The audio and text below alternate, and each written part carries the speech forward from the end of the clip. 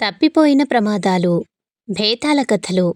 విసుగు చెందని విక్రమార్కుడు తిరిగి చెట్టు వద్దకు వెళ్ళి చెట్టుపై నుంచి శవాన్ని దించి భుజాన వేసుకుని ఎప్పటిలాగే మౌనంగా శ్మశానంకేసి నడవసాగాడు. అప్పుడు శవంలోని భేతాళుడు, రాజా, నీవు చాలా దుర్ఘటమైన పనినే తలపెట్టావు. కాని నీకు ఒక విషయం తట్టి ఉండదు. అదేమిటంటే, ఒక్కొక్కసారి అతి చిన్న పనులు చేయటమే అసంభవంగా పరిణమిస్తుంది. నా మాటలు నీకు నమ్మకం లేకపోతే ఒక చిన్న కథ చెబుతాను. అది వింటూ నీ శ్రమ కాస్త మరిచిపో అని ఈ విధంగా చెప్పసాగాడు. ఒకప్పుడు ఒకానొక దేశాన్ని ఒకానొక రాజు ఏలుతూ ఉండేవాడు. ఆ రాజు ఆకస్మికంగా మరణించాడు. రాజుకొక కొడుకున్నాడు. కాని వాడు నెలల పిల్లవాడు. అప్పుడప్పుడే బోర్లపడి కేరింతలు కొడుతున్న ఆ చంటి పిల్లవాడు తండ్రి పోవడంతో దేశానికి రాజయ్యాడు. ఇందుకు రాజ్యంలోని ప్రజలందరూ సంతోషించారు. చచ్చిపోయిన రాజుగారికొక తమ్ముడు ఉన్నాడు. అన్నగారు ఆకస్మికంగా పోవటంతో వాడికి రాజ్యలోభం పట్టుకున్నది. అన్న కొడుకైన ఆ నలుసంత కుర్రవాడు తనకు సింహాసనానికి మధ్య అడ్డంగా ఉండటం వల్ల ఆ చంటివాణ్ణి ఏదో విధంగా చంపేసి తనే రాజైపోవాలని నిశ్చయించుకున్నాడు రాజు తమ్ముడు. అర్భకుడు, అసహాయుడు అయిన ఆ పసిగుడ్డును చంపటం అతడికి చాలా సులువుగా తోచింది. రాజశిశువును హత్య చేయటానికి పరదేశి అయిన యోధుడొకడు రాజు తమ్ముడికి దొరికాడు. అతను ఆ యోధుణ్ణి రాజసౌధంలో ఒకచోట దాచాడు. తరువాత శిశువు ఉండే గది గుర్తుపెట్టుకుని అక్కడ శిశువును చూసుకుంటున్న దాదీకి, భటులకు చేతిలో డబ్బు పెట్టి ఏవో పనుల మీద పంపి యోధుడి దగ్గరికి వచ్చి, ఇప్పుడు నీవు ఫలాని గదికి వెళితే నీకు రాజు ఒంటరిగా దొరుకుతాడు. అతని హత్య చేసిరా. ఇదిగో నీ బహుమానం అంటూ చేతిలో పుష్కలంగా బంగారం పెట్టాడు. యోధుడు కత్తి తీసుకుని రాజు తమ్ముడు చెప్పిన గదికి వెళ్ళాడు. అక్కడ అతనికి రాజుగారు కనిపించలేదు గాని తివాచీపైన కూర్చుని ఒక పండుతో ఆడుకుంటున్న శిశువు కనిపించాడు. ఆ శిశువే రాజని ఆ పరదేశీ యోధుడు ఎరుగడు. సరిగ్గా యోధుడు గదిలోకి వచ్చే సమయానికే పండు శిశువు చేతిలో నుంచి దూరంగా దొర్లిపోయింది. శిశువు పండుకేసి చేయి చాచి యోధుడికేసి చూసి బో బో అన్నాడు. యోధుడా పండును శిశువుకేసి దొర్లించాడు. శిశువు చప్పట్లు చరుస్తూ యోధుణ్ణి చూసి నవ్వాడు. యోధుడు తాను వచ్చిన పని మాటే మరిచి ఆ శిశువుతో సరదాగా ఆడుకుంటుండగా భటులు తిరిగి వచ్చి రాజుతో ఆడుకునే యోధుణ్ణి పట్టుకున్నారు. నేను రాజుగారితో పనుండి వచ్చాను. ఆయన కనిపించలేదు. ఈ బిడ్డ ఒంటరిగా ఇక్కడ ఉండటం చూసి ఆడుకుంటున్నాను అన్నాడు యోధుడు. రాజుగారు పోయి ఏనాడాయే? ఇప్పుడు ఈ బిడ్డే రాజుగారు. ఈ సంగతి కూడా నీకు తెలియదా అన్నారు భటులు. యోధుడందుకు నిర్ఘాంతపోయి, అలాగా, అయితే ఈ సంగతి మా ప్రభువుగారితో చెప్తాను అన్నాడు. అతను మంచివాడులాగే కనబడటం చేత రాజభటులు అతన్ని వెళ్ళిపోనిచ్చారు. ఆ యోధుడు కూడా రాజు తమ్ముణ్ణి చూడటానికి మొహం చెల్లక ఆ క్షణమే ఆ దేశాన్ని విడిచిపెట్టి మరొక దేశానికి వెళ్ళిపోయాడు. తన పథకం పారకపోయేసరికి రాజు తమ్ముడు మరొక ఎత్తు వేశాడు. ఈసారి అతను కొందరు దొంగలను పిలిచి, ఫలాని రోజున కొంతమంది మనుషులు ఊరికి దూరంగా ఉండే ఆలయానికి వెళతారు. ఆ రోజు మీరు దారిలో కాచి ఉండి ఆ వచ్చేవారి పైన పడి దోచుకోండి. ముఖ్యంగా ఆ మనుషుల వెంట ఒక పసిపిల్లవాడు ఉంటాడు. వాడి ఒంటి మీద వెళ్ళలేని నగలు ఉంటాయి. వాటన్నింటినీ దోచుకున్నారంటే మీ దరిద్రం తీరిపోతుంది. మిగిలిన వాళ్లను చంపుతారో మానుతారో మీ ఇష్టం. కాని ఈ పసివాణ్ణి మాత్రం ప్రాణాలతో వదలవద్దు అని చెప్పాడు. ఈ ఏర్పాటు ప్రకారం దొంగలందరూ రాజు తమ్ముడు చెప్పిన రోజున ఊరి బయట దేవాలయం దగ్గర కలుసుకుని నింపాదిగా చెట్ల చాటుగా రాచనగరుకేసి కదిలి రాసాగారు. ఈలోపుగా మరొక దొంగల ముఠావాళ్లు రాజశిశువుని దేవాలయానికి తీసుకుపోయే పరివారాన్ని చూసి వారిపైన పడి అందరి తలకాయలు పగులుకొట్టి దొరికినదంతా దోచుకున్నారు.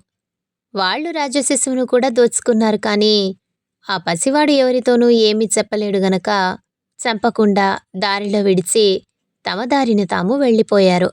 రాజశిశువు వెంట వచ్చిన పరివారంలో ఒక్క దాసీది మాత్రమే ప్రాణాలతో తప్పించుకుని పారిపోయింది. దొంగలు వెళ్ళిపోయాక ఆమె దాక్కున్న చోటు నుంచి తిరిగి వచ్చి రాజశిశువు మార్గంలో ప్రాణాలతో ఉండటం చూసి అతన్ని ఎత్తుకుని ఇంటికి తిరిగి వచ్చింది. ఈ విధంగా ఆ శిశువుకు మరొక గండం గడిచింది. తన ప్రయత్నాలు రెండూ విఫలమయ్యేసరికి రాజు తమ్ముడు మూడోసారి వంటవాడికి బాగా లంచం పెట్టి రాజశిశువు పాలలో కలపమని గరళం ఇచ్చాడు. ధనాపేక్ష చేత నీచుడైన ఆ వంటవాడు ఒక లోటాలో పాలు పోసి అందులో గరళం కలిపి తెచ్చి శిశువు చేతికి ఇచ్చాడు. శిశువు లోటా ఎత్తి నోటితో అందుకోబోయే క్షణంలో దాదులలో ఎవత్తో కటిక్కిన తుమ్మింది. ఆ చప్పుడుకు అదురుకుని శిశువు లోటాను జారవిడిచాడు. గరళంతో సహా పాలన్నీ నేలపాలైపోయాయి. రాజు తమ్ముడు చేసిన మూడో ప్రయత్నం కూడా ఫలించలేదు. అతనింకేమి ప్రయత్నాలు చేసేవాడో గాని ఈ లోపలే అతనికి గల శత్రువులెవరో అతన్ని హత్య చేయటం జరిగింది. అందుచేత రాజశిశువు నిరపాయంగా పెరిగి పెద్దవాడై పట్టాభిషేకం చేసుకుని చాలా కాలం సుఖంగా రాజ్యం చేశాడు. భేతాళుడి కథ చెప్పి, రాజా, నాకు ఒక్కటే సందేహం. రాజశిశువు పసిగుడ్డు, అల్పప్రాణి. రాజు తమ్ముడు పాపభీతి లేనివాడు, హత్య చేయటానికి తీర్మానించుకున్నవాడు, రాజ్యకాంక్షతో తహతహలాడిపోతున్నవాడు. అటువంటివాడు ఆ అల్పప్రాణిని చంపలేకపోవడం ఏంటి? అతను 3 సార్లు గట్టి ప్రయత్నాలు చేస్తే 3 విఫలం కావటమేమిటి? ఈ ప్రశ్నకు సమాధానం తెలిసి కూడా చెప్పకపోయావో నీ తల పగిలిపోతుంది అన్నాడు. దానికి విక్రమార్కుడు, ఆ శిశువు అల్పత్వమే అతడికి అంగరక్ష అయింది. మనం ఎంతో భద్రంగా దాచే రత్నాలనే దొంగిలిస్తారు. పనికి మాలిన రాళ్లను ఎవరూ ఎత్తుకుపోరు. రథచక్రం కింద పడిన పెద్ద రాయి పిండి పిండి అవుతుంది. ఇసుక నలుసు చెక్కు చెదరదు. భయంకరమైన తుఫానుగాలి పెద్ద మానులను పడదోస్తుంది గాని నేలనంటుకుని ఉండే గరికపోచలను ఏమీ చెయ్యలేదు. అల్పప్రాణి అర్భకుడు కావడం వల్లనే రాజశిశువుకు అపాయం తప్పింది అన్నాడు. రాజుకీ విధంగా మౌనభంగం కలగగానే భేతాళుడు శవంతో సహా మాయమై మళ్ళీ చెట్టెక్కాడు. కథ సంపూర్ణం.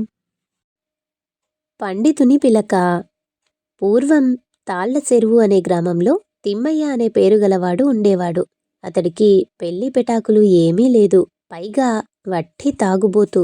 వేళకు ఇంత కూడు కుమ్ము కావాలనే సంగతే ఆలోచించేవాడు కాదు. ఏదో ఆకలైనప్పుడు ఎక్కడో ఒక చోటున ఎలాగోలాగా ఆ కాస్త పని పూర్తి చేసుకుంటూ ఉండేవాడు తిమ్మయ్య. పోతే ముప్పొద్దుల అతడికి ఒకటే యావ, కళ్ళు తాగేందుకు ఏ తాటితోపులో కన్నా వెళ్లడం ఎలాగా అని. వయసు వచ్చినప్పటి నుంచి తిమ్మయ్య జీవితం ఇలాగే సాగుతుంది. చీకటి పడి పడటమే తడవుగా ఎవ్వరూ చూడకుండా చల్లగా ఏ తాడి చెట్టో ఎక్కి నిండుగా ఉన్న కళ్ళు ముంత దింపుకుని ఎక్కడికో మారుమూల చోటుకు ఉడాయించేవాడు. తెల్లవార్లు తాగి అక్కడే అటూ ఇటూ పడి దొర్లుతూ పొద్దున్నే మళ్లీ గ్రామంలోకి వచ్చి మొహం చూపేవాడు. ఒకరోజున పాపం భలే చిక్కులో పడిపోయాడు తిమ్మయ్య. చీకటి పడగానే ఒక తాడి చెట్టు ఎక్కి కళ్ళుముంత తీసుకుని దిగే సమయానికి ఆ చెట్టు యజమాని కర్ర పుచ్చుకుని వెంటపడ్డాడు. బతుకు జీవుడా అనుకుని తిమ్మయ్య ఆ చీకట్లో కాలికొద్దీ పరుగు పుచ్చుకున్నాడు. ఆ హడావిడిలో తను ఎక్కడికి పరిగెత్తుతున్నది గమనించనే లేదు తిమ్మయ్య. పైగా కటిక చీకటి. రొప్పుతూ రోజుతూ ఇక పరిగెత్తలేక ఉన్న చోటనే కూలబడిపోయి చుట్టూ చూశాడు. అతడి గుండె ఆగిపోయేటంత పని జరిగింది. తాను సరాసరి పాడుపడిన పరికపాడు శిథిలాల్లోకి వచ్చేశానని తెలుసుకున్నాడు. పరికపాడు శిథిలాల పేరు చెబితే చాలు చుట్టుపక్కల కొన్ని ఆమడల దూరంలో ఉండే గ్రామస్తులందరికీ గుండె బితుకు బితుకుమంటూ ఉంటుంది. కొన్ని వందల సంవత్సరాల నాడు పాడుపడిన ఆ గ్రామపు శిథిలాల్లో పట్టపగలే దెయ్యాలు, భూతాలు కుస్తీ పట్లు పడుతూ ఉంటాయని వాళ్లందరికీ నమ్మకం. అందుచేత పగటిపూటైనా ఎవ్వరూ అటు వెళ్లరు. ఇక రాత్రిపూట పొరపాటున తెలియని వాళ్ళు ఎవరైనా అటుగా వెళ్లారా, తెల్లవారి వాళ్లంతా హూనం హూనమైపోయి లబోదిబోమంటూ బయటపడాల్సిందే. పాపం తాగుబోతు తిమ్మయ్య వళ్ళూపై తెలియని హడావిడిలో చీకట్లో అలాంటి చోటుకు రానే వచ్చాడు. ఇప్పుడేం చెయ్యాలి? అతడు గుండె దిటవుపరుచుకుని చుట్టూ కలియజూశాడు. ఏ భూతాలు కనబడలేదు. పక్కన కనబడిన కళ్ళుముంత చేతికి తీసుకుని కాస్త తాగితే ధైర్యం వస్తుంది. ఆ తర్వాత ఇక్కడి నుంచి బయటపడవచ్చు అనుకున్నాడు. ఇక తాగటం ప్రారంభించాడు. సగం ముంత ఖాళీ అయ్యేసరికి తను ఎవరు అన్న సంగతి, ఎక్కడ ఉన్నాడు అన్న సంగతి కూడా మరిచిపోయాడు. పూర్తిగా వానికి తిక్క ఎక్కింది. సగం పడిన మొండిగూడ చాటున ఉండి చూస్తున్న పరికపాడు పెద్ద చనైల భూతం భలే సమయం అనుకుంటూ తిమ్మయ్య ముందుకు వచ్చి నిలబడింది. తిమ్మయ్య బాగా ఎక్కిన కైపులో మైమర్చి ఉన్నాడేమో. ఎవరివయ్యా నువ్వు, హా అన్నాడు గద్దిస్తూ. భూతం నవ్వుకుంది. నేనా? పరికపాడు పెద్ద చనయుల్ని. నాతో కుస్తీ పడతావా అన్నది చనయుల భూతం. ఆ మాటలతో తిమ్మయ్యకు రోషం వచ్చి భూతంకేసి మెర్రి చూశాడు. కాని భూతం భూతంగా లేదు. పండిత శాల్వా కప్పుకుని, కాళ్లకు పావుకోళ్లు తొడుక్కుని, చెవులకు కుండలాలు పెట్టుకుని, చేతులు రెండింటికి సింహతలాటం మురుగులు అలంకరించుకుని అచ్చంగా పండిత బ్రాహ్మణుడిలా ఉంది ఆ భూతం. కుస్తీ అహహహ రా అంటూ లేచాడు తిమ్మయ్య. ఏదో ముసలి బ్రాహ్మడు ఒకసారి గూబ గుయ్యమనిపిస్తే సరిపోతుందని అనుకున్నాడు. కాని పెద్ద చనయుల భూతం కుస్తీపటంలో ఆరితేరిన ఘటం. కొన్ని వందల సంవత్సరాల నుంచి వీలు కలిగినప్పుడల్లా ఎవరినో ఒకరిని ఇలాగే సవాలు చేసి భూమికల్లోకి సున్నం లేకుండా కొడుతూ ఉంటుంది. తిమ్మయ్య కలియబడ్డాడు. మరుక్షణంలోనే చయనుల భూతం అతన్ని 2 చేతులతో పైకి ఎత్తి విసురుగా నేలక్కొట్టింది. దెబ్బతో తల దిమ్మెత్తి తాగింది కాస్తా దిగిపోయింది తిమ్మయ్యకు. మరుక్షణంలోనే తను పరికపాడు శిథిలాల్లో ఉన్నానన్న సంగతి గుర్తు తెచ్చుకున్నాడు. ఈ సంగతి జ్ఞాపకానికి వచ్చేసరికల్లా వళ్ళు జలధరించింది. బాబోయ్, నన్ను వదులు, ఇక బ్రతికుండగా ఇట్రాను అంటూ ప్రాధేయపడసాగాడు తిమ్మయ్య. ముందు కుస్తీ పడతానన్నావు గదా, అదేదో కాని ఓయ్ తిమ్మయ్యా అంటూ చయనుల భూతం అతడి రొమ్ము మీద కూర్చుని గొంతు పిసకసాగింది. తిమ్మయ్యకు ముచ్చెమటలు పోసినాయి. ఇక ఎలా అయినా చచ్చిపోతున్నాను గదా అని తెగించాడు. ఆ తెగింపుతో భూతం తల గట్టిగా చేతులతో పట్టుకుని కిందకు లాగాడు. చయనుల భూతానికి సన్నగా చిటికెన వేలంత లావున ఒక పిలక ఉంది. తిమ్మయ్య దాని తల పట్టుకోగానే విడిపించుకునేటందుకు అటూ ఇటూ పెనుగులాడటంలో ఆ పిలక కాస్త తిమ్మయ్య గుప్పెట్లోకి కుదుళ్లతో కూడా ఊడి చక్కగా చేతిలోకొచ్చింది. చచ్చాన్రో నాయనా అని అరుస్తూ చయనుల భూతం తిమ్మయ్యను వదిలి లేచి నిలబడింది. బతికాన్రా బాబూ అనుకుంటూ తిమ్మయ్య లేచి నిలబడ్డాడు. ఊడి వచ్చేసిన భూతం పిలక ఇంకా తిమ్మయ్య వేళ్ల సందులోనే ఉంది. తిమ్మయ్యా, నా పిలక నాకిచ్చేయ్, నిన్నేమీ చెయ్యను అంది భూతం. తిమ్మయ్యకు ఆ మాటలతో ఎక్కడా లేని ధైర్యం కలిగింది. ఇవ్వను, నీ పుట మరుస్తా చూడు అంటూ పరవళ్ళు తీశాడు తిమ్మయ్య. చయనుల భూతం ఏడుస్తూ మళ్ళీ ఇలా అన్నది. తిమ్మయ్యా, ఆ పిలక నీకెందుకు పనికిరాదు. అది లేకుంటే నేను తక్కిన భూతాల దగ్గరకు వెళ్ళలేనంటే అవన్నీ నన్ను కాకిని పొడిచినట్టు పొడుస్తాయి. పైగా నా బలమంతా అందులోనే ఉంది. ఆహా, అదా కథ. ఇందాకటి నుంచి ఈ మాట చెప్పావే కాదు మరి అంటూ తిమ్మయ్య ఎగిరి గంతేసి భూతం భుజాల మీద ఎక్కి కూర్చున్నాడు. పిలక కాస్తా తాగుబోతు తిమ్మయ్య చేతిలోకి ఊడి రావడంతో శక్తి అంతా ఉడిగి భూతం ఇక తిమ్మయ్యని ఏమీ చేయలేక ఏడుస్తూ కాళ్ళ వేళ్లా పడసాగింది. భుజం మీద నుంచి దిగి నా పిలక నాకు ఇచ్చేశావంటే నీకు ఈ పాడుబడిన శిథిలాల్లోంచి ఒక లంకె బిందె తెచ్చి ఇస్తాను. బిందె నిండా మెహరీలు సౌరీలును, నీ దరిద్రమంతా తీరిపోతుంది అంటూ ఆశపెట్టి మళ్లీ బతిమలాడింది భూతం. ఆ మాటలు వినగానే తాగుబోతు తిమ్మయ్యకు ఎక్కడా లేని ఆశ కలిగింది. ఈ దెబ్బతో మనం చుట్టుపక్కల గ్రామాలన్నింటికీ పెద్ద జమీందారే అయిపోవచ్చు కదా అనుకున్నాడు.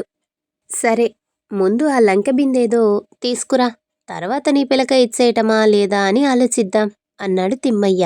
తీరా నమ్మి చేతిలో పిలక కాస్తా ఇచ్చేస్తే తిరిగి భూతం పుంజుకుని తన గొంతు పిసికేస్తుందేమో అనే ముందు ఆలోచనతో ఇలా అన్నాడు. ఏమంటే ఈ మోసకారి భూతాల స్వభావం తిమ్మయ్యకు ఇంతకుముందే బాగా అనుభవమున్నది. చడి చప్పుడు లేకుండా చయనుల భూతం ఆ శిథిలాల్లోకి వెళ్ళి తలతలా మెరుస్తున్న ఒక పెద్ద ఇత్తడి బిందె తెచ్చింది. దాని మూత తీసి చూస్తే ధగధగా మెరుస్తూ అన్నీ బంగారు నాణాలే. ఇక నా పిలక నాకిచ్చేయ్ మరి అన్నది చయనుల భూతం. తిమ్మయ్య కాసేపు ఆలోచించి, అలా కుదరదు. పిలక కాస్తా ఇచ్చేస్తే తర్వాత నా గొంతు పట్టుకు పిసికేస్తే నేనేం చేసేది? భూతాల్ని నమ్మకూడదంటారు పెద్దలు. కనుక ఈ లంక బిందెని సరాసరి నా ఇంటికి చేరవేసేయి, తర్వాత నీ పిలక నీకిచ్చేస్తాను అన్నాడు. పాపం చయనుల భూతానికి అడకత్తెరలో ఇరుక్కున్నట్టయింది. తన కర్మానికి ఏడుస్తూ లంకె బిందె ఎత్తుకుని తాగుబోతు తిమ్మయ్య వెనకే అతని గ్రామానికి బయలుదేరింది. తిమ్మయ్య ఉండే పూరిపాక ఆ గ్రామానికి ఒక పక్కగా ఉంటుంది. చీకటి మరుగున ఎవరూ చూడకుండానే ఇంటికి చేరాడు. భూతం భుజాన్నించి లంకెబిందె దించుకుని ఇంట్లో భద్రపరుచుకున్నాడు. తర్వాత అతడికి ఒక తమాషా చేయాలని బుద్ధి పుట్టింది. భూతానికి తెల్లవార్లు పిలక ఇవ్వకుండా ఉంటే ఎక్కడికి పోకుండా వాకిట్లోనే పడి ఉంటుంది. తెల్లవారి గ్రామస్తులందరికీ తన సాహసకృత్యం ప్రదర్శించి భూతాన్ని కూడా వేడుకగా చూపెట్టవచ్చు అనుకున్నాడు. ఇక వెళ్తా, నా పిలక నాకిచ్చేసేయ్ అన్నది భూతం. తిమ్మయ్య ఆలోచిస్తూనే భూతం కేసి చూశాడు. కాళ్లకి పావుకోళ్ళు, పైన పండిత సల్వా, చెవులకు మెరుస్తూ ఉన్న కుండలాలు, అంతా ఒక పండితుడిలాగా కనపడింది. ఇలాంటి రూపంలో ఉన్న భూతాల్ని చూసి గ్రామస్తులు నిజంగా పండితుడే అనుకుంటే తనకు తన్నులు తగులుతాయని, పైగా లంకబిందె సంగతి బయటపడితే తనకే ప్రమాదమని దూరం ఆలోచించాడు తిమ్మయ్య.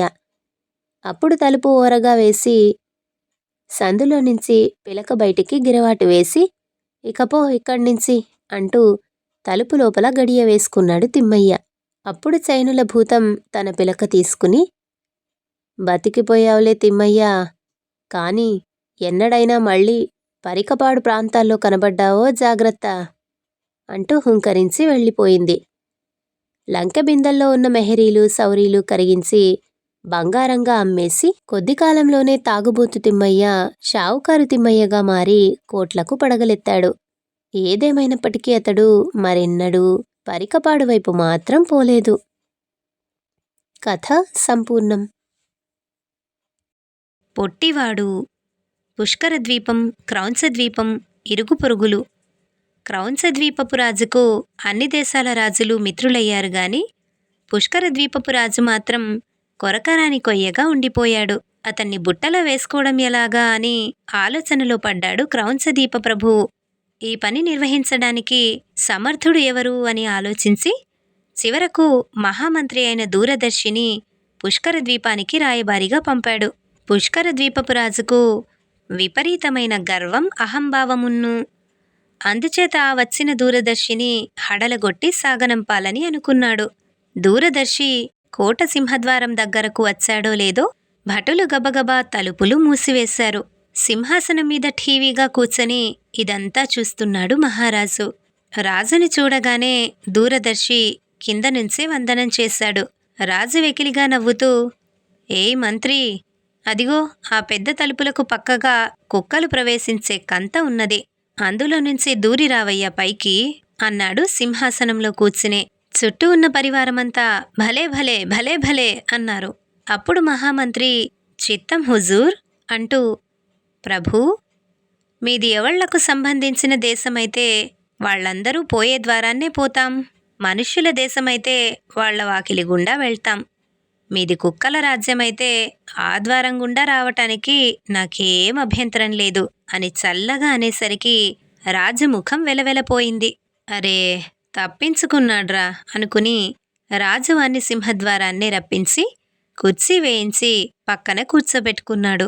చూస్తే దూరదర్శి చాలా పొట్టివాడు. ఆ కుర్చీలో సగానికైనా రాలేదు. మళ్ళీ అవమానించాలని మనసు పుట్టి, హేమయ్యా మంత్రి, మీ బుద్ధులకు మల్లెనే మీ రాజ్యంలో మనుషులు పొట్టివాళ్లేనా అన్నాడు రాజు. ఠపీమని మంత్రి సమాధానం చెప్పాడు. రాజా, మా దేశంలో రకరకాల మనుషులున్నారు. మరి మా రాజ్యంలో ఇంకొక నియమం కూడా ఉంది. అల్పుల దగ్గరకు పొట్టివాళ్లని, గొప్పవాళ్ల దగ్గరికి పొడుగువాళ్లని పంపాలనేది మా దేశాచారం. అందుకనే నన్నిక్కడికి పంపారు అనగానే రాజు పని మతాబా కాల్చినట్టు అయింది. ఆరివీడి తస్సాదియా అనుకుని అతనికి ఎలా తలవంపు కలిగించటమా అని సమయం కోసం ఎదురుచూస్తూ ఉన్నాడు రాజు. ఇంతలో కొందరు భటులు ఒక ఖైదీని పట్టుకుని వచ్చి వీడు పుష్కరద్వీపపు వాడని, దొంగతనం చేశాడని ఫిర్యాదు చేశారు. ఏమయ్యా మంత్రి, మీ రాజ్యంలో వాళ్ళందరూ చోరులేనా ఏమిటి అన్నాడు రాజుగారు హేళనగా. మంత్రి మాత్రం తక్కువవాడా? అది కాదు మహారాజా, అది గడ్డతీరు. ఏ గడ్డ మీద ప్రవేశిస్తే ఆ బుద్ధులే పుడతాయి. మీ రాజ్యంలో మావాడికి దొంగతనం అబ్బింది గాని మా దేశంలో దొంగతనమనేదే లేదు అన్నాడు మహామంత్రి. దెబ్బతో రాజుగారికి నషాళాని కంటింది. ఈ పుష్కర ద్వీపపు వాళ్లతో కయ్యం పెట్టుకు నెగ్గలేంరా అనుకున్నాడు. అప్పుడు మంత్రిని బహుమతి కోరుకొమ్మనేసరికి 2 రాజ్యాలు మైత్రిగా ఉండటమే నాకు కావలసిందన్నాడు దూరదర్శి. అది మొదలు 2 రాజ్యాలు స్నేహంగా ఉంటూ వచ్చాయి. కథ సంపూర్ణం.